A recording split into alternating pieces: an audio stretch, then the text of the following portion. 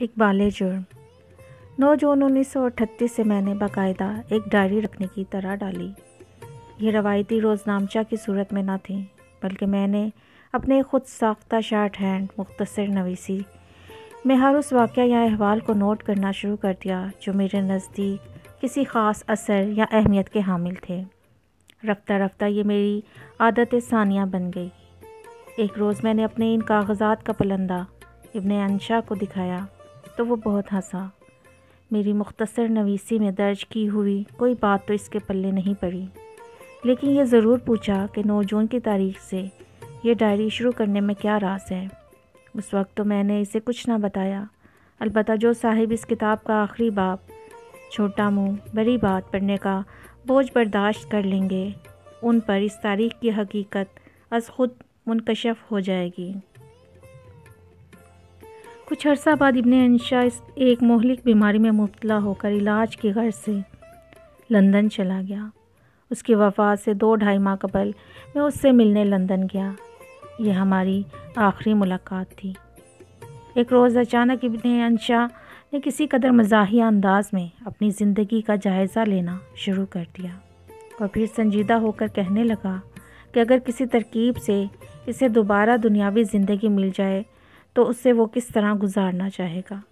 اس کی تشنہ تکمیل تمناؤں، آرزوؤں اور امنگوں کی تفصیل اتنی طویل تھی کہ اسے سناتے سناتے آدھی رات بیت گئی۔ اس کے بعد اس نے مجھ سے پوچھا، اگر تمہیں دوبارہ زندگی نصیب ہو تو اسے کس طرح بسر کرنا چاہو گی؟ میں نے مختصراً جواب دیا کہ بہت سی کج فہمیوں، کمزوریوں، خطا کاریوں اور غفلتوں کی اصلاح کر کے میں دوسری زندگی بھی مجموعی طور پر ویسے ہی گزارنا چاہوں گا جیسے کہ موجودہ زندگی گزار رہا ہوں۔ یہ سن کر ابن انشا چونکنا ہو گیا اور کاغذ پینسل ہاتھ میں لے کر ماسٹر صاحب کی طرح حکم دیا، وجوہات بیان کرو۔ میں خود احتسابی کی کدال سے اپنا اندر اور باہر کریت کر بولتا رہا اور ابن انشا SHO کی طرح FIR کے طور پر میرا بیان لکھتا رہا۔ اس کے ہاتھ کی لکھی ہوئی فہرست یہ تھی: دین کے بارے میں کبھی بھی کسی شک و شبہ میں گرفتار نہیں ہوا۔ دین کے متعلق میرا علم محدود اور عمل محدود تر ہے۔ اس کے باوجود اللہ تعالیٰ نے اپنی بے نیازی سے مجھے اسلام کی بعض جھلکیوں کی نعمت عطا فرمائی اور محروم نہیں رکھا۔ ایک دور افتادہ، پسماندہ اور سادہ ماحول سے نکل کر میں نے اپنے زمانے کی سب سے بڑی سول سروس کے مقابلے کے امتحان میں حصہ لیا اور اللہ نے مجھے کامیابی عطا فرمائی۔ سروس کے دوران میں نے کبھی اپنی پوسٹنگ یا ٹرانسفر کے لیے کسی قسم کی کوشش، سفارش یا خوشامد سے کام نہیں لیا۔ اس کے باوجود مجھے اچھے سے اچھا عہدہ نصیب ہوتا رہا۔ ملازمت کے دوران میں نے دانستہ طور پر کسی کو نقصان نہیں پہنچایا۔ اپنی جائز تنخواہ کے علاوہ میں نے کبھی کسی حکومت سے مالی یا زرعی اراضی یا پلاٹ وغیرہ کی شکل میں کوئی فائدہ نہیں اٹھایا۔ ایک بار سربراہ مملکت نے مجھے 8 مربع زمین کا انعام دینے کی پیشکش کی۔ جب میں نے اسے قبول نہ کیا تو انہوں نے کسی قدر ناراضگی سے اس کی وجہ پوچھی۔ میں نے انہیں یقین دلایا کہ انسان کو انجام کار 2-2.5 گز زمین کی ضرورت ہوتی ہے اور وہ ہر کس و ناقص کو کہیں نہ کہیں مل جاتی ہے۔ ملازمت کے دوران میں نے اپنا کام ایمانداری اور بے خوفی سے کیا۔ اس کی پاداش میں 4 بار استعفیٰ دینے کی نوبت آئی۔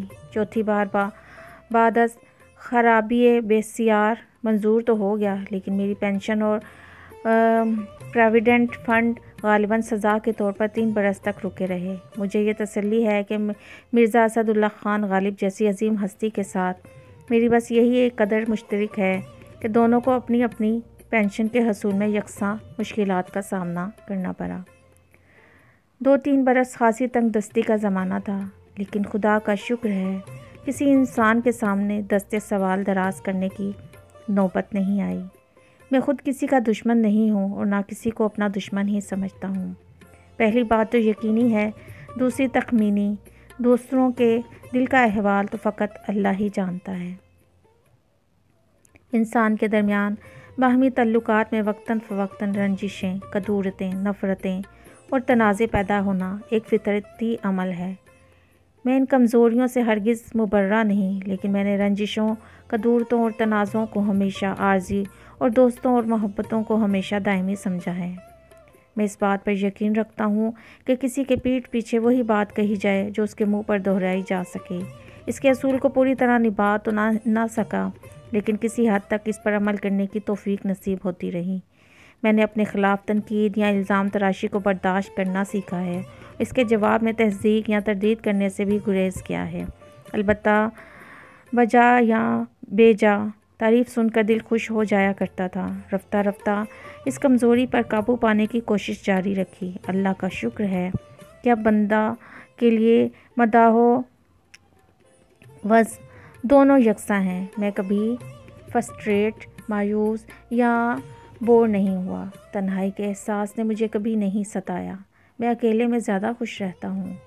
خوش قسمتی سے مجھے ایسے دوستوں کی رفاقت نصیب ہوئی جن کا اپنا اپنا رنگ اور اپنی اپنی شخصیت ہے۔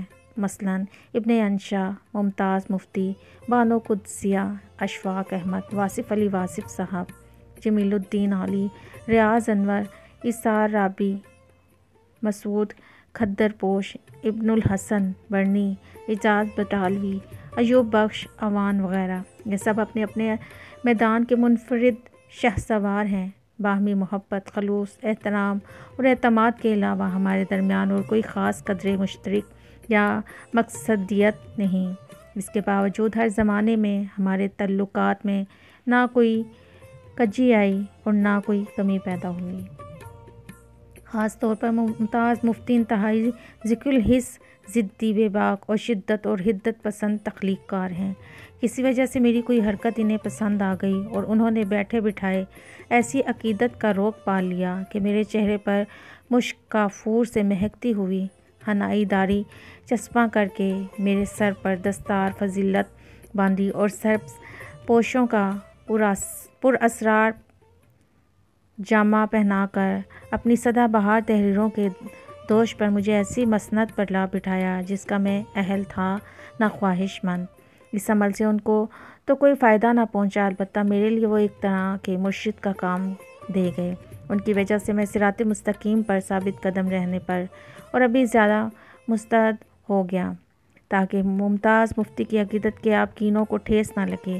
بظاہر میرا نفس تو بہت پھولا، لیکن اندر ہی اندر عرق ندامت میں غوطے کھاتا رہا، کیونکہ من آنم کے من دانم۔